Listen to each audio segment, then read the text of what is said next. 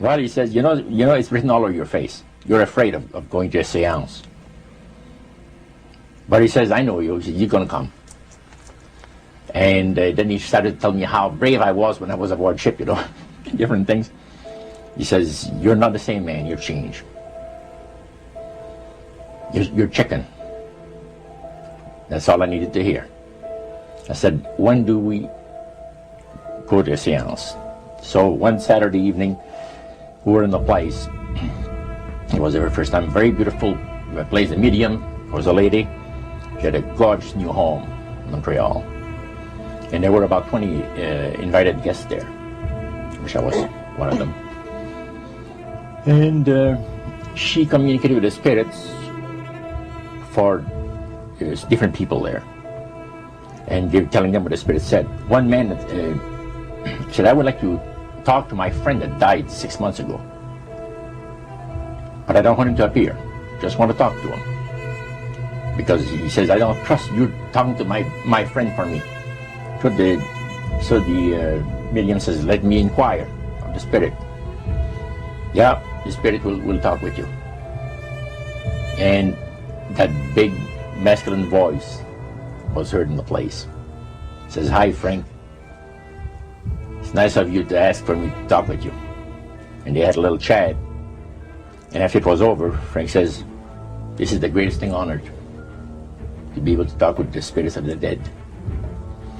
Then the medium said, we have a very special surprise tonight for you people. A spirit will manifest itself openly here in a few minutes. And it's like a big gust of wind hit the building. And right through the wall. And the lights weren't terribly bright, but they were like living room lights. A couple of floor lamps, and maybe some of these. And that translucent being seemed to come right out of the wall. How did you feel right at that moment? It's almost like my heart stopped a little bit. Very weird feeling.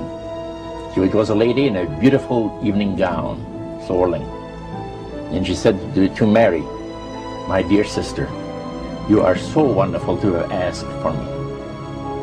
And Mary fainted and fell right off her chair on the floor.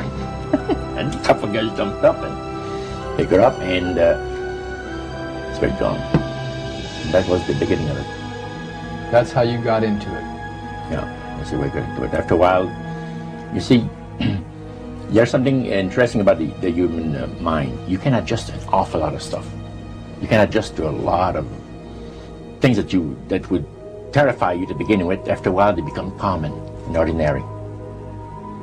So you mean contact with the supernatural can become commonplace and ordinary and doesn't bother anybody? Yeah. In other words, the more that you do it, you're not uncomfortable. That's right. It's just not an uneasy feeling.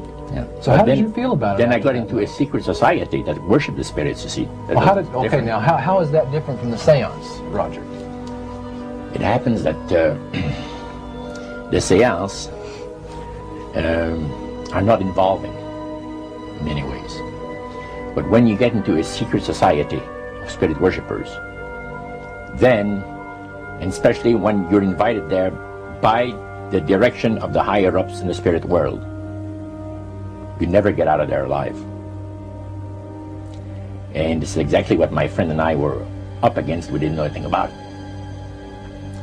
And there was a very, very popular big band leader. Jazz musician? Band, yeah, very famous. And one night we went to one of these seances, and he was with his wife. So Roger, you're at this restaurant. What happened? We sat there, and we had our favorite alcoholic beverages, and as we talked, the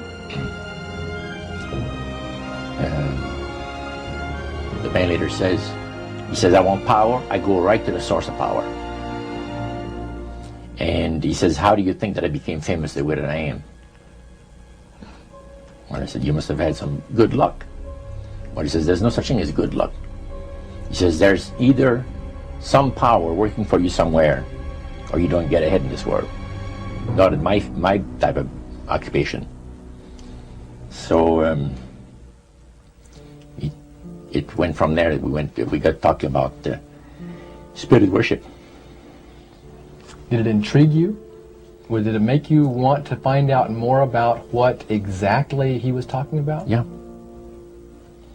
So he said the supposed spirits of the dead that you're talking with are demon spirits. They're fallen angels. They're beautiful beings. Just set it out, just like that. Oh yeah. It didn't make you uneasy when he said they were Well, just it shocked you a little bit, something that you first hear mentioned to you.